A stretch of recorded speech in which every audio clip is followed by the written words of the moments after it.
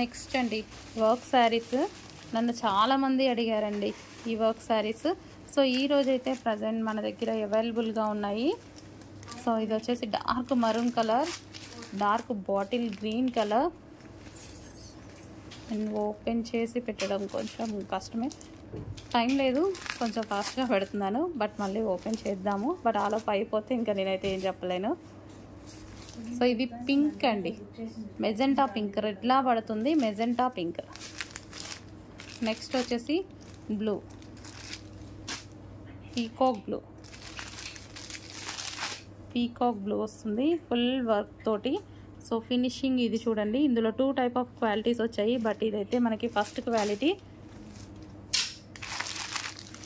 so wine colour, dark wine colour